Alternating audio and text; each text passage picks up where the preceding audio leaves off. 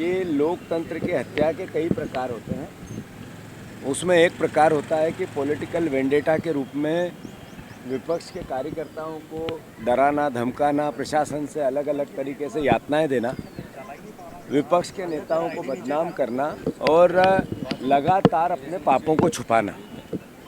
नेता प्रतिपक्ष को इसलिए 307 लगाई कि नेता प्रतिपक्ष ने कहा कि फर्जी बिलों का घोटाला 2000 करोड़ रुपए खा गए इंदौर के महापौर और पूरी परिषद और इनके पार्षद।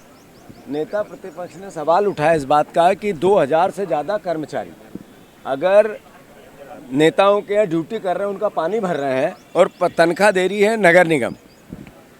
अगर नेता प्रतिपक्ष ने ये कहा कि ये जो मेट्रो आ रही है, इस मेट्रो में जो फिर से इसकी प्रोजेक्ट रिपोर्ट के बाद जो इसका प्रोजेक्शन हुआ था, जितने पैसे का इसमें यूज़ होना था, उपयोग होना था, उससे ज़्यादा अगर हज़ारों करोड़ रुपए बढ़े तो ये करप्शन की भेंट चढ़े।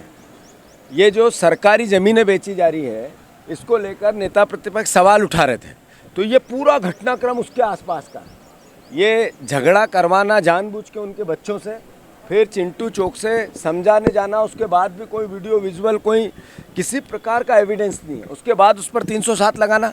यानी इंदौर वासियों, आप देखो कि आपके पैसे की चोरी भारतीय जनता पार्टी संगठित अपराध के रूप में चोरी कर रही है, और अगर उसकी आवाज़ कोई उठा रहा है तो नेता प्रतिपक्ष की ड्यूटी है, दायित्व है, कांग्रेस जन का दायित्व है, तो उसको 307 नकली असली लगा के जेल भेजा जा रहा है। मैं इंदौर वासियों से प्रार्थना करना चाहता हूँ, चिंटू चौक से कि आज नहीं तो कल जमानत हो जाएगी, पर इंदौर के साथ भारतीय जनता पार्टी हिस्ट्री सीटरों के साथ फोटो खिंचवा कर गुंडई, राजनीतिक माफिया, जैसे मैंने पहले कहा था, किस तरह का वातावरण इंदौर शहर का बन रहा है।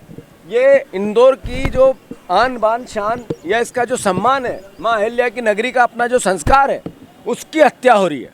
और मैं मानता हूँ कांग्रेस जन का दायित्व है, पर नागरिकों को जागने का भी दायित्व है। आपने जो मत दिया, उसका मद इतना भयंकर है कि कोई किसी को कुछ नहीं समझ रहा है। तो मैं फिर से आप इंदौर की जनता से प्रार्थना करता हूँ, अपील करता हूँ कि इनके चेहरे को पहचानो। हम तो लीगल लड़ाई भी लड़ेंगे, कानूनी भी लड़ेंगे, पॉलिटिकल भी लड़ेंगे, अपना दायित्व भी निभाएंगे, पर आप लोगों को भी जागना पड़ेगा, इंदौर वासियों को भी जागना पड़ेगा। अगर नहीं जागोगे तो आज चिंटू का नंबर आया है, कल किसी रूप में वो हर व्यक्ति जो इनके खिलाफ जाएगा उसको भी इसी तरीके से यातनाएं देंगे। तो हम पूरी पार्टी चिंटू के साथ है, चौकसे जी के, और मैं मानता हूँ हमें कानून पे भरोसा है। और 307 लगनी थी तो उधर भी लगनी थी, ज़्यादा इधर लगी है, इनके पक्ष में लगी है। पर जिस तरह का हठधर्मिता चल रही है, जैसा मैंने कहा, प्रशासन, पुलिस जिसका दायित्व है इस कानून व्यवस्था को चलाने का, वो भी एक तरह से नौकरी हो गई, दिहाड़ी। कल भी मैंने बोला था, नौकरी नहीं कर रहे हैं, दाड़की कर रहे हैं बीजेपी के नेताओं के। और मैं समझता हूँ इनको अपने गिरेबान में झांकना चाहिए, आत्ममंथन करना चाहिए। सारे पुलिस विभाग के साथियों से मेरा आग्रह है कि इस पुलिस की वर्दी को आप इसका सम्मान करो। अगर इतना अपमानित होंगे तो ये जगह जगह पुलिस की जो पिटाई, यही टीआई को मारा गया था, क्यों मारा गया था? क्योंकि पुलिस की वर्दी बायस्ड हो गई, इसलिए मारा गया था। तो ये गलत हुआ था, होना नहीं था, पर इसका सम्मान करना आप लोगों का दायित्व है, ये भी कर।